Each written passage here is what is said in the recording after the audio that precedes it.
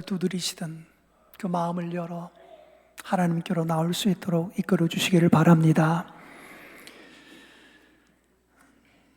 오늘 우리는 이사야 61장에 있는 말씀을 읽었습니다. 주의 성령이 주의 영이 내게 내리셨으니, 이 말씀은 곧 이 땅에 오실 메시아에 대한 예언의 말씀입니다. 이 말씀이 메시아 예수에 대한 예언의 말씀이라는 것은 어떻게 알 수 있는가 하면, 누가복음 4장에 예수님께서 금식하시고 줄이신 다음에 마귀에게 시험을 받으시고, 마귀의 시험을 말씀으로 물리친 다음에 예수님께서 나사렛으로 가십니다. 자라나신 나사렛 땅이죠. 나사렛에 가셔서 안식일이 되어 늘 하시던 대로 회당에 들어가셨어요. 우리로 말하자면 주일이 되어 늘 하듯이 예배드리러 교회에 왔다, 그런 뜻입니다. 예수님께서 회당에 들어가셔서 성경을 읽으려고 하실 때에 옆에 있던 사람 중에 하나가 이사야 선지자의 글을 예수님의 손에 갖다 줘요. 이사야서는 지금 우리 성경은 66장으로 되어 있죠. 이게 얇은 장이 아니에요. 상당히 두껍습니다.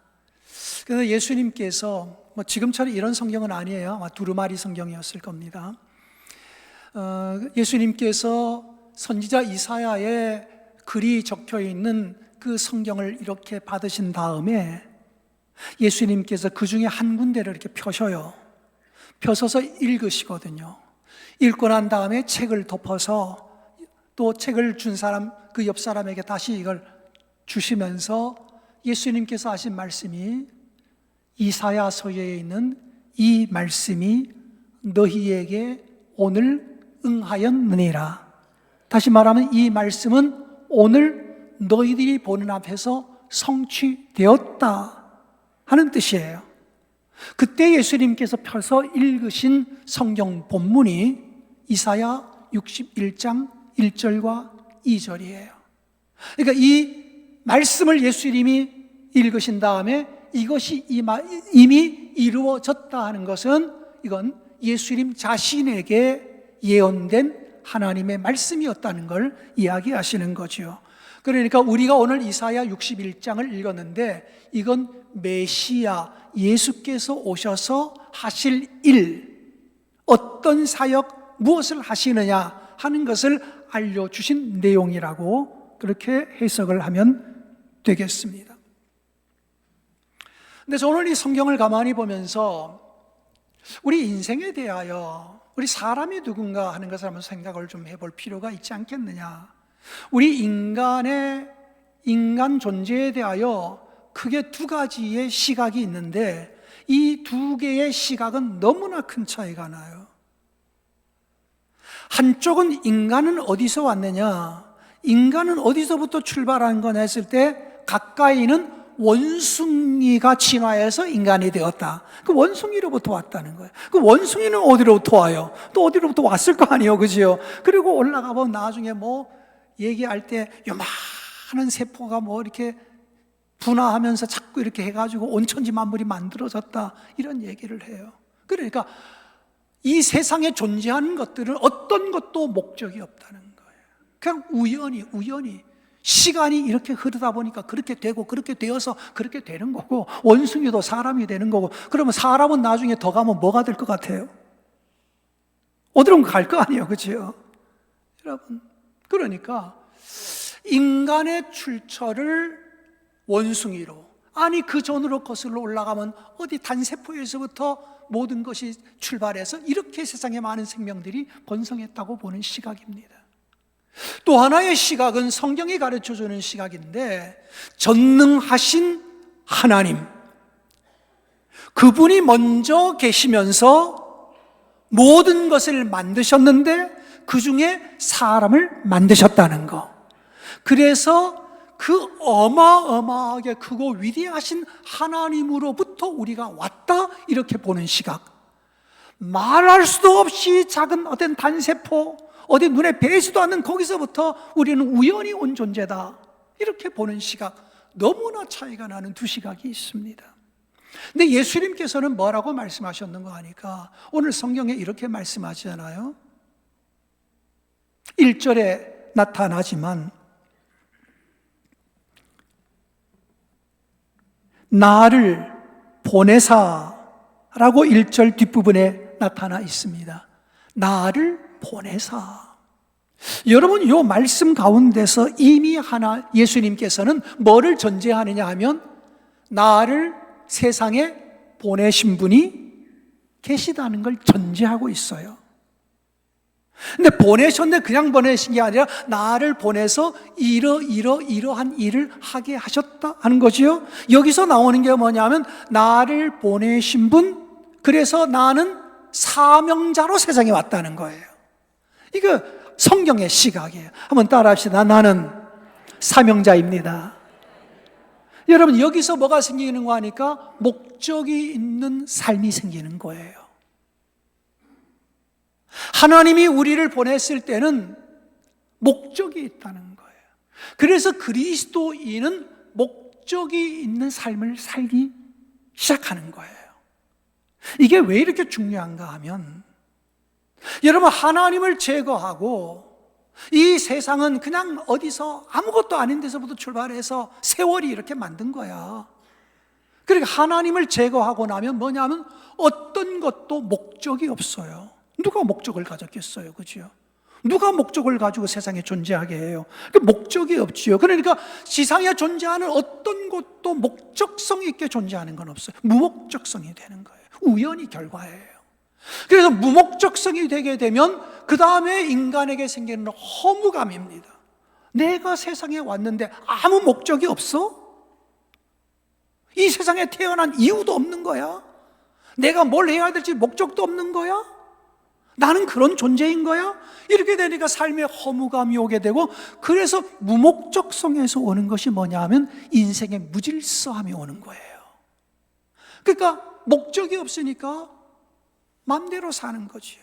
천국도 없어? 지옥도 없어? 심판도 없어? 여러분, 하나님이 없다고 하고 나면 심판이 어디 있겠어요? 하나님이 없는데 천국은 어디 있고 지옥이 어디 있겠어요? 그러니까 뭐냐? 천국도 없고 지옥도 없고 심판도 없고 아무것도 없어. 목적도 없어. 그러니까 그 다음부터는 무질서한 생활이 시작되는 거죠. 이 죄 가운데 빠지는 거예요. 삶의 혼돈, 무질서는 혼돈이죠. 그러니까 이게 크게 두 시각이 충돌하는데, 전능하신 하나님께로부터 온 존귀한 존재냐? 나를 보내신 분이 있어 목적을 가지고 내가 세상을 태어났는가? 아니면 아무 의미도 목적도 없이 그냥 어떤 하나의 진화의 산물로 우연히 내가 세상에 오게 된 것인가? 여기에 따라서 우리 인간은 살아가는 방식이 전혀 달라지는 거예요. 나는 누가 뭐래도 온 우주는 전능하신 하나님의 창작품임을 믿습니다. 누가 뭐래도 나는 하나님 때문에 세상에 존재함을 믿습니다. 그래서 나는 어떻게 살아가야 될지에 대한 목적을 가지는 것이고, 무엇을 위해 하루하루 살아가야 될지 방향성을 가집니다. 오늘 성경에도 하나님께서 예수 그리스도를 세상에 보내셨는데 나를 보내셨어요. 가난한 자에게는 아름다운 소식을 전해요. 마음이 상한 자는 고쳐주어요. 갇힌 자에게는 자유와 노임을 선포해요. 이게 바로 주님이 오셔서 하고자 하는 사업이지요, 일이지요. 목적이 있는 인생을 살아요. 나는 이렇게 인생을 살려고 왔고, 나는 인생에 이렇게 인생을 살아가야 될 거다. 그러니까 여러분과 저도 하나님께로부터 났다면, 그래서 그리스도의 자녀가 되었다면 우리는 이제부터는 목적성을 가지고 있는 거예요. 적어도 어떤 목적이냐? 아름다운 소식, 아름다운 일, 아름다운 것들을 세상에 남기고 가야 한다는 목적성이 생기는 거예요. 그래서 우리는 나쁘게 하는 거, 악하게 하는 거, 무질서하고 방탕하게 사는 걸, 이걸 경계하는 거지요. 이게 바로 신앙의 경건인 거예요. 이게 목적성이 없으면 인간은 무너지는 거거든요. 예수님께서 오셔서 전한 소식이 아름다운 소식. 영어로 보면 이걸 아주 쉬워요. 그냥 굿뉴스예요, 굿뉴스. 한번 따라합시다. 굿뉴스. 굿뉴스가 뭐예요? 좋은 뉴스. 우리가 뭐 9시 뉴스, 7시 뉴스 이러듯이 뉴스거든요. 어떤 소식이 들려주는 거예요. 그런데 좋은 소식을 들려줘요. 예수님이 오셔서 하신 일은 좋은 소식을 자꾸 들려주는 거예요. 여러분, 좋은 말을 자꾸 들으면요, 사람의 마음도 좋아요. 나쁜 말을 자꾸 들으면요, 사람이 나빠져요. 이게요, 인간이 우습다니까요. 무슨 얘기를 자꾸 들려주냐에 따라 가지고 그 사람이 생각하는 바가 달라지거든요. 그러니까 하나님께서는 아름다운 소식, 좋은 소식, 긍정적인 소식을 자꾸 우리에게 들려주는 거예요. 내가 너를 사랑하노라. 아멘. 이거에 반대되는 나쁜 뉴스가 뭐예요? 나는 너를 증오한다. 여러분, 이것보다 증오의 인생이 목적이 아니잖아요. 태어나서 사랑해야죠. 우리가 다른 사람의 마음에 상처를 주고 아픔을 주고 그 사람을 괴롭게 하고 헐뜯고, 이게 인생의 목적이 아니잖아요. 주님이 오셔서 하신 일이 뭡니까? 마음이 상한 자를 고치시며 마음이 슬픈 자를 위로하여 주시며, 이게 주님이 하시는 사업 일의 방향성이잖아요. 그러니까 여러분과 저도 그래야 되는 거예요. 자꾸 마음에 다른 사람에게 상처를 주면 안 돼요. 부부간에도 서로 상처를 주면 안 돼요. 어쩌다가 상처 뭐 주고 살 수도 있지만, 그러나 빨리 상처를 화해시키고 아물게 해야 돼요. 이게 바로 주님이 우리 그리스도인들에게 살게 하는 방식인 거예요.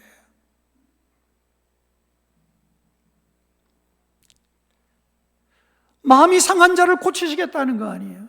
여러분, 예수님 당시에도 이런 사람이 있었으니까 예수님께서 그런 사람들을 고치러 오셨겠죠. 오늘날에는 없겠습니까? 오늘날에도 마음이 상한 자들이 있겠지요? 겉으로는 웃어도 속으로는 마음에 큰 상처와 아픔을 가지고 사는 사람들 있겠지요? 예. 오늘 여기도 마음이 상한 자들이 있을 거예요. 마음이 무너져 버리는 거죠. 오늘 여기 가난한 자에게 아름다운 소식이랬는데, 가난한 자가 경제적으로 가난한 것도 당연히 들어갈 겁니다. 경제적 가난이 뭡니까? 인생의 밑바닥이, 사는 게 허덕허덕거리는 거죠. 근데 이 가난이 꼭 물질적인 것을 벗어나더라도 내 삶의 인생 전체가 그냥 밑바닥의 인생처럼 이리 짓밟히고 저리 짓밟히고 사람들에게 무시당하고 소외당하고, 그러면서 마음의 상처를 입고, 그래도 이 마음의 상처를 해결할 데가 없고 어디 가서도 내 마음을 토론할 데가 없고, 그럴 때 그런 사람 곁으로 주님이 찾아오신 거예요. 하나님께서 주님을 우리 가운데 보내주신 거예요. 여러분과 제가 예수를 만났다면 하나님께서 예수를 여러분에게 보내주신 거예요. 여러분에게 보내서 뭐합니까? 여러분이 마음이 밑바닥이라서 정말 이리 짓밟히고 저리 짓밟히며 그 인생에 그냥 아주 비참해졌을 때 그를 일으켜주시고, 마음이 상하고 상처를 입어서 마음이 어떻게 해야 될지 못할 정도로 끙끙끙끙 이 상처를 부둥켜 안고 혼자 고민하게 될 때 주님을 보내셔서, 말씀을 보내셔서 여러분의 마음의 상처를 치유하여 주시고, 아멘. 갇힌 자에게 노임을, 여러분 포로된 자에게 자유를 했는데, 여러분과 제가 뭐 요즘에 어디 뭐 북한에 포로가 되고 가겠어, 어디 중국에 포로가 되겠어. 여러분, 우리는 갇힐 일도 없고 포로될 일도 없는 것 같아요. 그럼 이건 무슨 뜻으로 해석해야 될까요? 여러분, 꼭 갇힌 자가 어디 누가 감옥에 가두어야 내가 갇혔구나, 감옥에 갇혔구나가 아니에요. 요즘에는 현대인들은 스스로 감옥에 들어갑니다. 스스로 감옥에 들어간다는 건 무슨 뜻인가 하면, 현대인들에게 우울증이 너무 많아요. 교인들 중에도 우울함이 있어요. 우울증이라는 게 뭐냐면, 누가 뭐라고 안 해도 스스로 문 닫아 걸고 들어가서 세상과 단절되는 거예요. 사람 만나기도 싫고 교회 나가기도 싫고 문 열고 바깥에 나가기도 싫고, 여러분 누가 가두지도 않았는데 그냥 방 안에 틀어박히는 거라. 틀어박혀서 계속 좋은 생각을 하는 게 아니라 우울한 생각을 하는 거예요. 그냥 죽어버릴까 세상 다 싫다 무너져 내리는 거죠. 여러분, 현대인들은 감옥에 갇히지 않았어도 이미 스스로를 감옥에 가두어 놓은 사람들이 있어. 이게 현대인들이에요. 여러분, 그랬을 때 주님께서 찾아오셔서 문을 두드리시면서, 야, 너 그렇게 주저앉아 있지 마. 나랑 좀 햇빛 좀 쐬러 나가자. 그리고 주님이 우리 손을 이끌어서 바깥으로 끌어주신다면 그게 하나님의 은총 아니겠어요? 아멘. 주저앉아 있던 나, 사람 만나기 싫어서 이제 난 싫어요 하는데 하나님께서 야, 그래도 가자. 손잡고 오늘도 교회로 나오게 하시고 내일도 직장으로 나가게 하시고 다시 한번 나가게 하시는 것도 하나님의 은혜가 아닐까요? 아멘.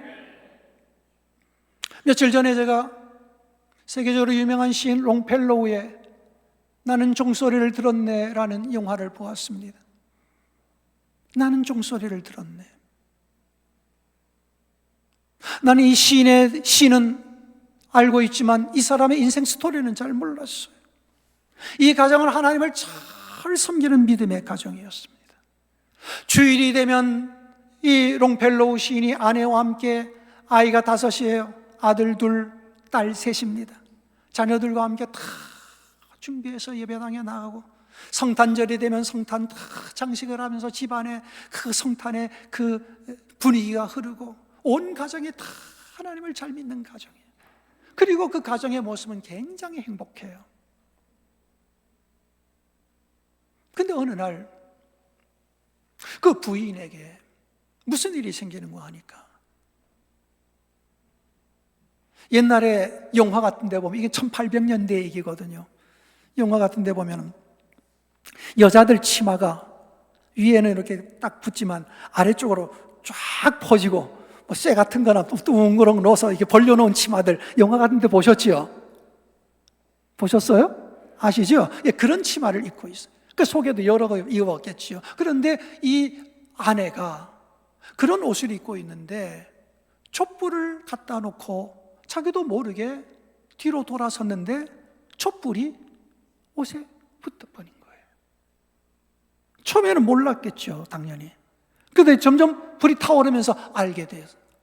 뭐 비명을 지르고 그러는데 그때 시인 롱펠로우는 의자에 앉아서 자고 있었어요. 다른 층에서. 그러니까 이 사람은 그냥 앉아가지고 잠을 자고 있어서 부인이 비명을 지르는데도 못 들어요. 한참 후에야 그 소리를 듣고 이게 어디서 나는 소리냐 하고 알고 보니 부인의 비명소리예요. 그래서 막 달려나가 보니까 부인은 온몸에 불이 붙었어요. 그렇게 해서 미친 듯이 달려들어 부인의 옷에 붙은 불을 꺼주는데 아내는 죽어요.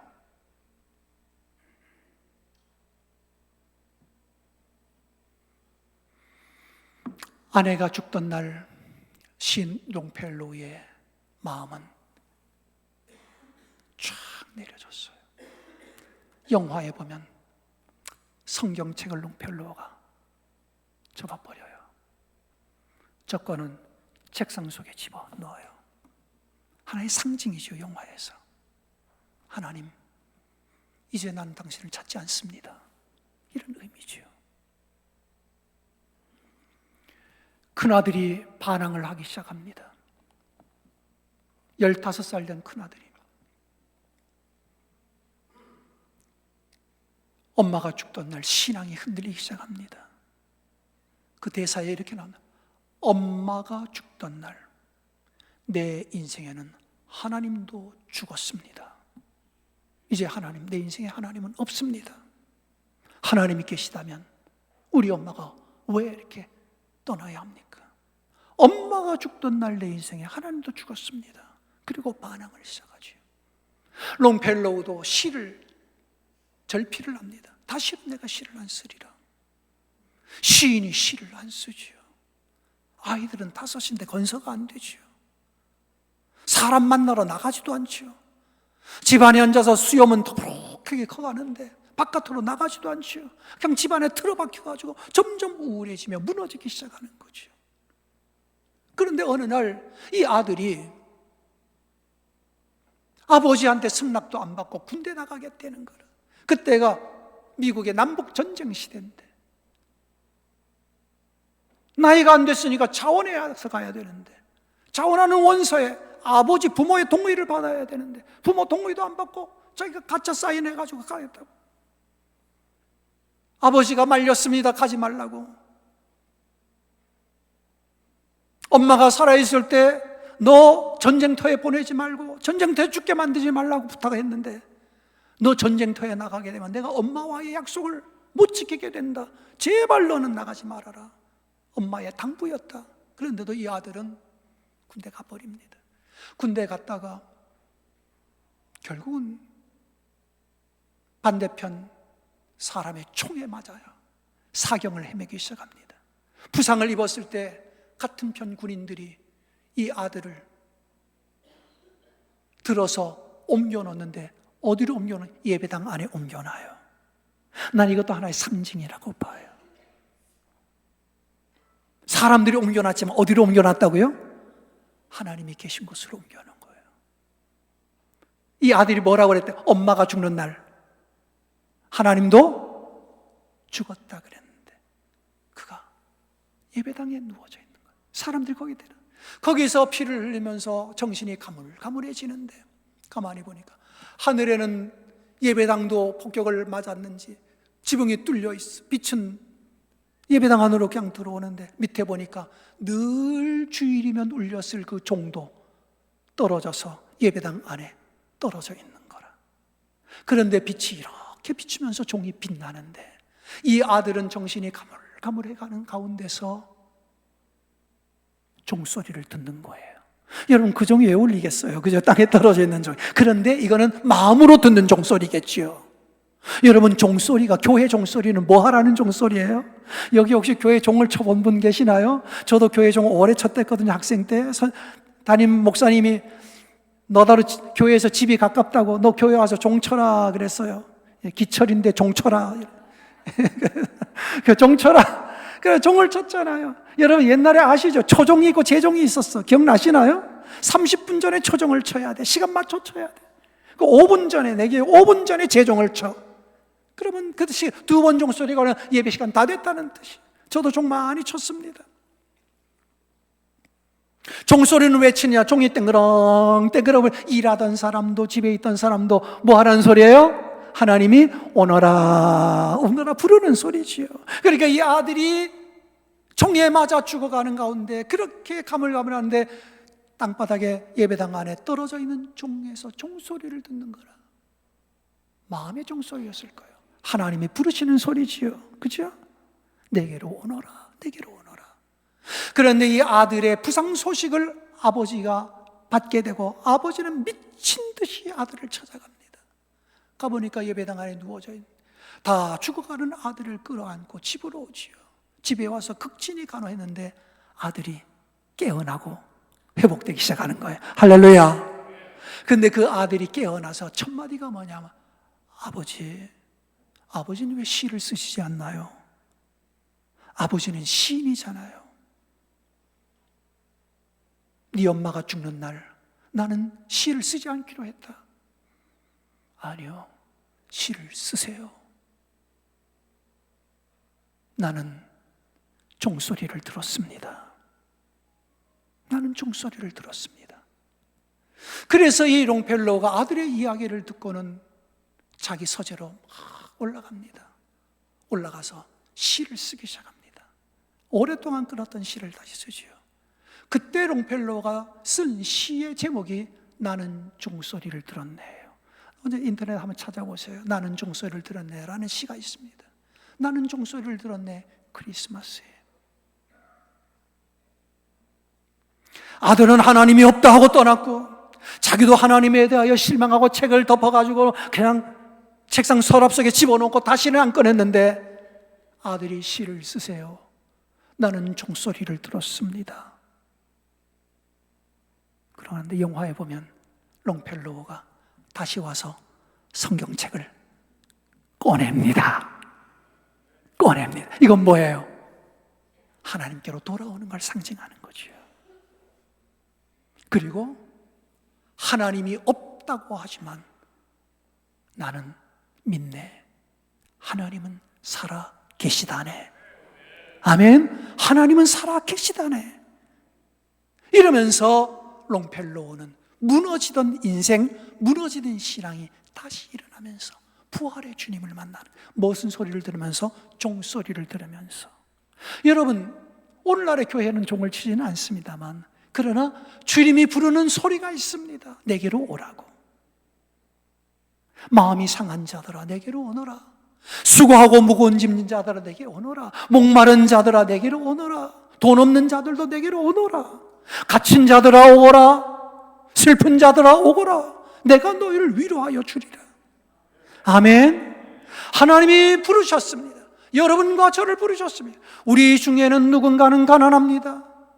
경제적으로 가난하든 마음이 지금 완전히 인생의 밑바닥으로 무너져 내렸든, 어떤 사람은 우울해서 스스로를 자꾸 가둬놓고 세상으로 나가기 싫고 사람 만나기도 싫고 세상이 다 싫고 그냥 어둡기만 하고 캄캄하기만 하고 자꾸 인생이 살기 싫어지는 사람도 있을 것입니다. 어떤 사람은 봄을 타고 어떤 사람은 가을을 탑니다. 뭐 가을 탄다 봄 탄다 할 때 괜히 그 계절이 오면은 괜히 인생이 서글픈 것 같고 눈물도 조금 나는 것 같고 뭔가 마음이 싸한 것 같기도 하고 나 혼자 외로운 것 같기도 하고, 데이비드 리즈먼의 책처럼 군중 속의 고독이라고, 사람들은 이렇게 많은데 나 혼자 외톨인 것 같아. 아무도 내 마음을 몰라주는 것 같아. 사람이 없어서 고독한 게 아니라 사람이 있는데 고독한 게 더 어려운 거야. 더 어려운 거야. 믿을 사람 없고 마음 열어놓을 사람이 없는 거라. 어디 가서 내게 손잡아주는 사람이 하나 없는 거라. 여러분, 그렇게 내 마음이 우울하고 무너질 때 하나님께서 예수님을 나에게로 보내사 슬픈 마음을 위로해 주시고 상처 입은 마음을 치료해 주시고 우울하게 스스로 가둬놓고 어둠 속에 들어가 앉을 때 내 손잡고 빛을 향해 걸어가자고, 나와 함께 걸어나가자고 우리를 바깥으로 이끌어 주시는 하나님, 그분이 나의 예수님인 거지요. 아멘. 그래서 우리는 누구든지 이 예수님을 만나면 인생의 목적이 생기고, 그리고 좋은 일, 밝은 일을 할 수 있는 에너지가 생긴다. 우리는 우연히 세상에 존재한 것이 아니라 목적을 가지고 세상에 하나님이 탄생하게 하셨고, 그 목적도 아름다운 일들, 누군가에게 좋은 일들을 하게 하려고 나를 부르셨다는 거. 아멘. 그래서 좋은 일 좀 많이 하고 갔으면 좋겠어요. 삶으로 또 오히려라는 책 속에 보면 어떤 사람이, 그 저자가 연못에서 연못에서 노는 오리들 유하게 헤엄치고 다니잖아요, 그죠? 근데 자기가 이렇게 보면 두 마리가 싸우더래. 두 마리가 싸우는데 막 싸우더니만 둘이 헤어져가지고 그냥 이렇게 물 위에도 헤엄치고 다니더니만 얼마쯤 뒤에 보니까 또 와서 둘이 같이 놀고 다니더래. 그래서 그분이 그거 보면서 사람이라면 저랬을까? 아마 석 달열을 안 보고 살았을 거다. 그런데 저것들은 금방 싸우더니만 얼른 또 친구가 돼서 같이 놀고 있네. 그걸 보면 어떻게 저것들은 저럴 수 있지? 하고 보니까요, 금방 막 둘이 막 싸우고 이러더니만요, 여러분 나가 상상이 가더라고요. 책을 읽어보니까. 여러분 이 오리들이요, 둘이 막 싸우더니만요 서로 딱 돌아서서 날개를 다다다닥 털더래. 날개 딱 털더래.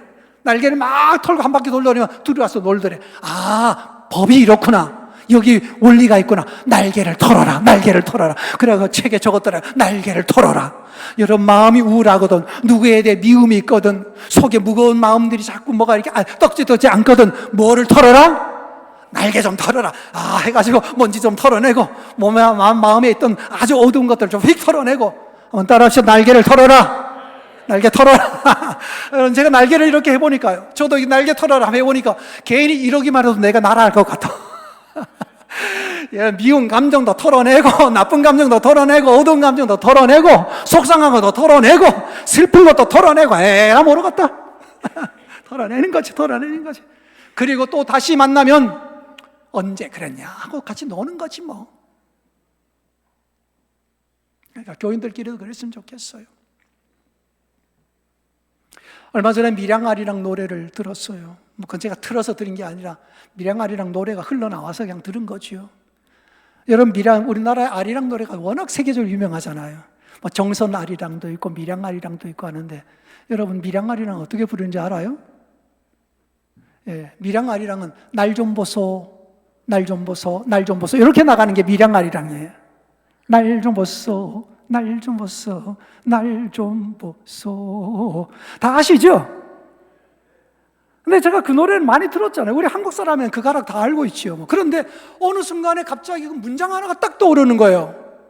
날 좀 보소, 날 좀 보소, 날 좀 보소. 동지섣달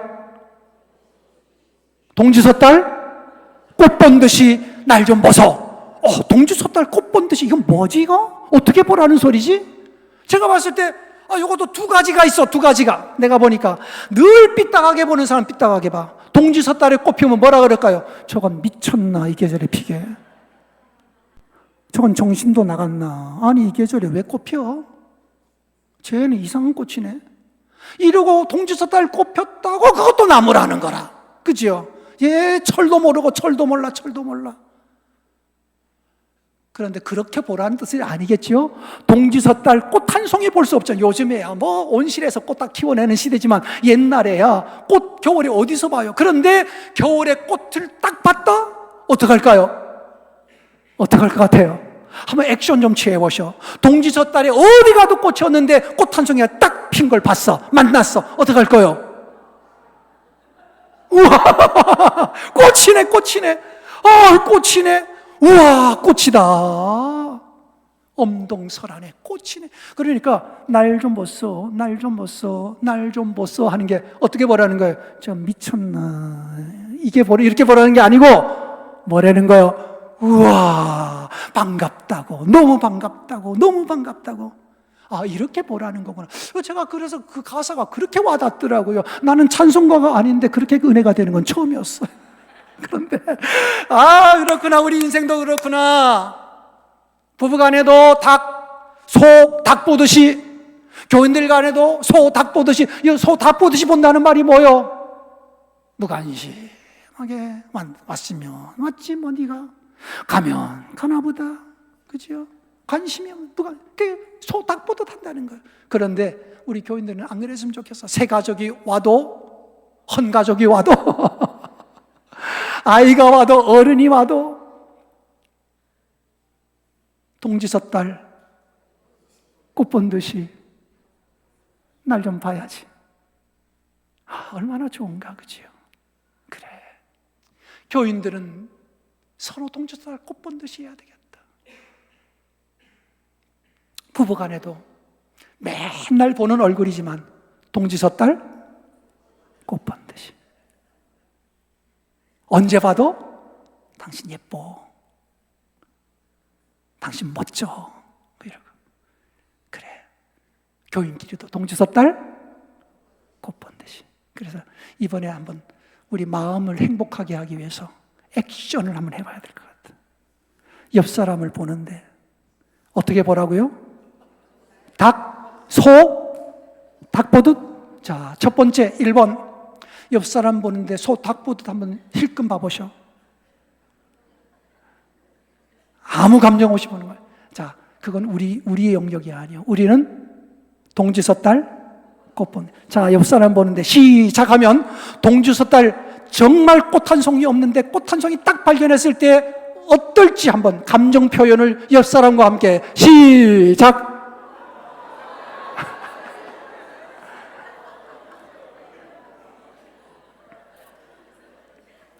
그래, 그렇다. 우리 그렇게 살자. 마음이 상한 자가 얼마나 많겠나. 삶이 지치고 내 인생은 왜 이렇게 밑바닥일까? 이 밑바닥에서 헤어날 수 있을까 했을 때 누군가가 그를 동지섣달 꽃 본 듯이, 마음이 슬퍼했을 때 누군가가 동지섣달 꽃 본 듯이 그 사람을 품어주고 환하게 웃어주고, 그죠? 이러면 살아나지 않겠나. 하나님께서는 예수님을 그래서 보내셨는데 주님은 우리를 뭐 하라고 보내실까? 나도 너희를 보내노라. 똑같은 거 해야 되지 않을까? 굿뉴스, 좋은 일 좀 하고 가야 되는 게 인생의 목적이 아닐까? 좋은 일 중에 가장 좋은 일은 한 영혼을 구원하여 천국 백성 만드는 게 아닐까? 이렇게 가족들에게 좋게, 교인들 안에 좋게, 이웃들에게 좋게, 하나님께 기쁨을 드리는 우리 성도들 다 되기를 간절히 축원합니다. 아멘. 기도합니다. 하나님, 오늘 여기 마음이 상한 자 왔습니다. 왠지 자신의 인생이 구겨져서 땅에 뒹구는 떨어진 낙엽같이 외롭고 스산하고 어디 마음 하나 붙일 데 없는 성도들이 왔습니다. 사람은 많은데 왜 이렇게 외로운가? 정말 외롭다 하는 성도도 왔습니다. 누구는 마음이 아프고 누구는 몸이 아픕니다. 누구는 우울하고 누구는 지금 삶이 지쳤습니다. 주님이 오시면 살아납니다. 하나님 오시옵소서. 우리 성도들의 가정 속에 마음 속에 오셔서 일으켜 주시고 위로할 자는 위로를, 힘줄 자에게는 힘을 주시옵소서. 예수 그리스도의 이름으로 기도드립니다. 아멘.